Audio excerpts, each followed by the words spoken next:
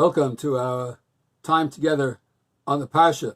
And of course, today we're going to be speaking about the upcoming beautiful Yom Tov of Shavuos, the Yom Tov that marks the day in which the Jewish people stood at Mount Sinai, heard the Ten Commandments, and received the Torah. On the second day of Shavuos, here in Chutz La'aretz and in Eretz Yisrael on the first day, we read Megillas Ruth. The Megillah of Ruth, the story of Ruth, of course, parallels the Yom Tov of Shavuos because Ruth was a Giores. She was someone who converted to Judaism. She accepted the Torah. As the Navi tells us in Megillas Ruth, she was the daughter-in-law of Nami. Nami and her husband Elimelech left the land of Israel when there was a famine. Tragedy struck the family.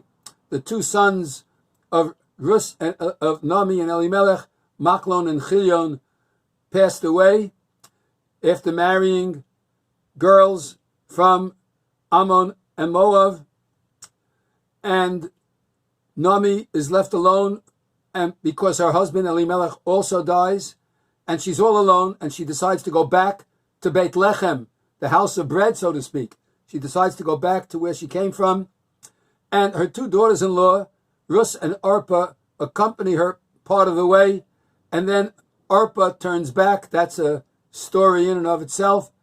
And Ruth continues on, and she's loyal to Naomi. She stays with her. She says, Basher telchi elech, wherever you go, I will go, and so on. That beautiful soliloquy that she states, which is the basis of all the conversion process of a sincere person who wants to come underneath the wings of the divine presence. And when they get back to Beit Lechem, they're poor, they have no money, and in order to survive, Ruth, who came from Moab, learns the Jewish practice of leket shikha and peah, that the poor people can collect the gleanings that are left over for the poor, and she goes out and she comes to the field of Boaz. And when she goes to the field of Boaz, she collects food to bring back for Nami in the field of Boaz. The Navi tells us in Perek Beis that Boaz notices Ruth because of her modest way of talking, of walking, of collecting. She endears herself to the people there because of her excellent midos, especially of her tzniut, of her modesty, and she is given favor by Boaz, and she says to Boaz at one point, why do I deserve this? Why are you being so nice to me? And the pasuk says that Boaz answers her and says, you know why? I heard about what you did for your mother-in-law, that you wouldn't leave her. Instead, you left your family, you left your birthplace, you left your home, and you came along with her. Therefore, listen to what he says to her next. Yishalem Hashem po'olech. Hashem should pay your good deeds. Utihi maskortech shalema. And your reward should be complete. So complete, in fact, that the Medrash says the word shlema actually refers to one of her future progeny. Shlomo HaMelech, spelled the same way as Shalema. Yehi maskotech Shalema, may your reward be complete. Me'im Hashem Elokei Yisrael, from Hashem, the God of Israel, asher basa lachsos tachas kinafov, that you came to seek refuge beneath the wings of the divine presence. So Boaz tells her, Yehi maskortech Shalema, your reward should be complete. What's that reward? And because of why? Because you, in exchange for the fact that you were seeking refuge beneath the divine wings of the divine presence. The Sfas Emes quotes and tells the story of the famous Reb Zusha. Reb Zusha was totally devoted to all of the Torah and its learning. And the Sfas Emes quoted Rav Zusha, who said, I don't want Gan Eden.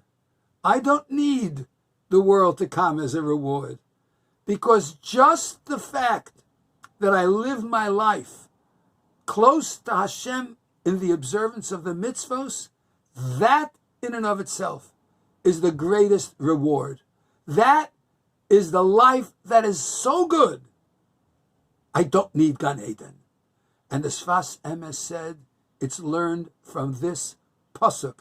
And what Ruth is told by Boaz is what the essence of the performance of the mitzvahs gives to us, and how the Yom Tov of Shavuos is so powerful and valuable for us.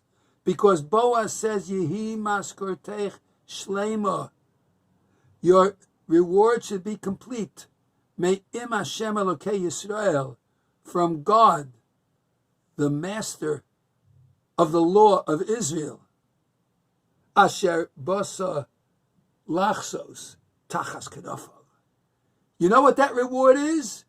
Yehi maskortech shleima me'im Hashem Elokei Yisrael, that the reward should come directly from Hashem, the God of Israel. You know what that reward is? Asher basa lachsos tachas kedafav, that you came under the divine presence. You know what a great reward we get for Shavuos and for Kabbalas HaTorah?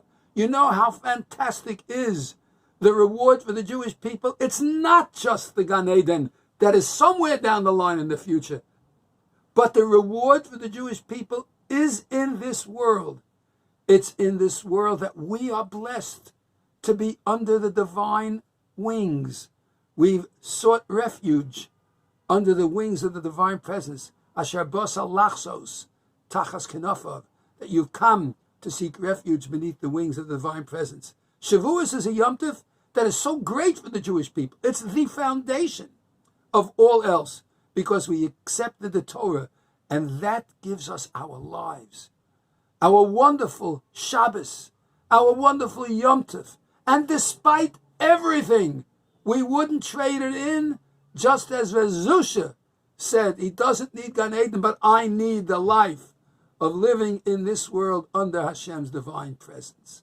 That is one of the hidden messages of Megillas Ruth, that the acceptance of the Torah gives one the greatest, most pleasurable olam hazeh, and it gives us the ability to be close to Hashem by virtue of the performance of the commands. We become divinely inspired.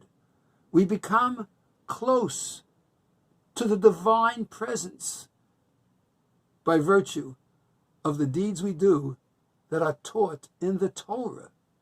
613 ways in which we come close to Hashem. And just as the name Ruth, which is 606, just as those 606 added to the Shiva Mitzvahs B'nai Noach that she had, gives us the 613, so it is that the Jewish people accept the 613, and Yehi maskortech shleima me'im Hashem Elokei Yisrael. That reward should be complete from the hands of Hashem, the God of Israel, asher basa lachsos tachas kenafav, that you've come, we've come, when we accept the Torah, to seek refuge beneath His divine presence. We're coming to a Yom Tov where we're still not in the shul. We're planning Im Yetz Hashem soon, and you will hear more about it within the next week, hopefully. But we are at home, and we can learn, and we can delve into us, and we can see the beauty of the Aseres HaDibros, the Akdamas, Megillas Ruth, and the Olam Hazeh that comes along with our loyalty to the principles of the Torah. Now, I want to say that because we're not going to be in shul and learning, I'm going to be posting on our website, and you will get it with the email. The OU has a number of places where you can download things, and you can print them out and study over Yom Tov, even at home. And even if you can't stay up all night, and it's better to, in fact, go to sleep and spend the next day learning, in order that we have a good Yom Tov of Shavuos of Kabbalas HaTorah. The bottom line, ladies and gentlemen, Rabosai, Morai Rabosai, is that we have the ability to get that full reward of living the great Olam Hazeh that comes from Kabbalah's Torah, just as Ruth did. I want to take this opportunity to wish everyone a wonderful, wonderful Zman Matan Torah Seinu, a wonderful time of Simcha, of Chag Sameach. I ask you to please remember the shul when you say Yizkor on Shabbos. Remember the shul when you think about what Ruth taught us and what a wonderful thing it is that we are all united together, not only within our own Young Israel Bethel family, but with all of Klal Yisrael. And Hashem should send everyone a wonderful Zman Matan Torah Seinu. It should be a yontif of Kabbalah Torah that brings nothing but simcha, joy, and health and happiness to all of Klal Yisrael. Good yontif.